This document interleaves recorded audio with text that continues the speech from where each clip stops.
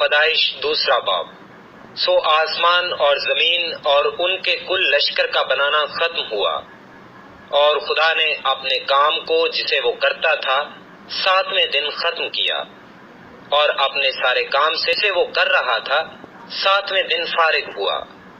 اور خدا نے 7ویں دن کو برکت دی اور اسے مقدس ٹھہرایا، کیونکہ اس میں خدا ساری کائنات سے جسے اس نے پیدا کیا اور بنایا فارغ ہوا۔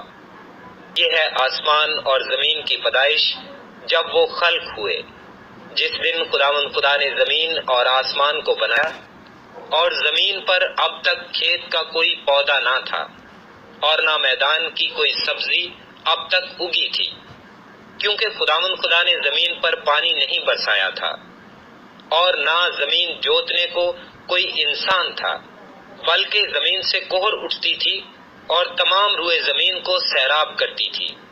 اور خدا نے زمین کی مٹی سے انسان کو بنایا اور اس کے نتنوں میں زندگی کا دم پھونکا، تو انسان جیتی جان ہوا۔ اور خدا نے مشرق کی طرف عدن میں ایک باغ لگایا اور انسان کو جسے اس نے بنایا تھا وہاں رکھا۔ اور خدا نے ہر درخت کو جو دیکھنے میں خوشنما اور کھانے کے لیے اچھا تھا زمین سے اگایا، اور باغ کے بیچ میں درخت اور نیک و بد کی پہچان کا درخت بھی لگایا۔ اور عدن سے ایک دریا باغ کے سیراب کرنے کو نکلا، اور وہاں سے 4 ندیوں میں تقسیم ہوا۔ پہلی کا نام فیسون ہے، جو حویلا کی ساری زمین کو جہاں سونا ہوتا ہے گھیرے ہوئے ہے، اور اس زمین کا سونا چوکھا ہے، اور وہاں موتی اور سنگے سلیمانی بھی ہیں۔ اور دوسری کا نام جیہون ہے، جو کوش کی ساری زمین کو گھیرے ہوئے ہے، اور تیسری ندی کا نام دجلہ ہے، جو آسور کے مشرق کو جاتی ہے، اور چوتھی ندی کا نام فرات ہے۔ اور خدا نے آدم کو لے کر باغ عدن میں رکھا کہ اس کی باغبانی اور نگہبانی کرے۔ اور خدا نے آدم کو حکم دیا اور کہا کہ تو باغ کے ہر درخت کا پھل بے روک ٹوک کھا سکتا ہے، نیک و بد کی پہچان کے درخت کا کبھی نہ کھانا، کیونکہ جس روز تو نے اس میں سے کھایا تو مرا۔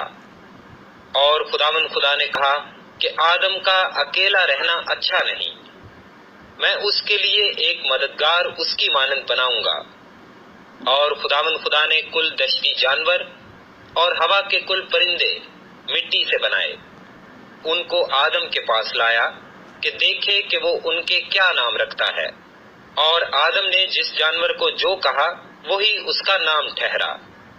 اور آدم نے کل چوپایوں اور ہوا کے پرندوں اور کل دشتی جانوروں کے نام رکھے، پر آدم کے لیے کوئی مددگار اس کی مانند نہ ملا۔ اور خدا نے آدم پر گہری نیند بھیجی، اور وہ سو گیا، اور اس نے اس کی پسلیوں میں سے ایک کو نکال لیا اور اس کی جگہ گوشت بھر دیا۔ اور خدا اس پسلی سے جو اس نے آدم میں سے نکالی تھی ایک عورت بنا کر اسے آدم کے پاس لایا۔ اور آدم نے کہا کہ یہ تو اب میری ہڈیوں میں سے ہڈی اور میرے گوشت میں سے گوشت ہے، اس لیے وہ ناری کہلائے گی، کیونکہ وہ نر سے نکالی گئی۔ اس واسطے مرد اپنے ماں باپ کو چھوڑے گا اور اپنی بیوی سے ملا رہے گا، اور وہ ایک تن ہوں گے۔ اور آدم اور اس کی بیوی دونوں ننگے تھے اور شرماتے نہ تھے۔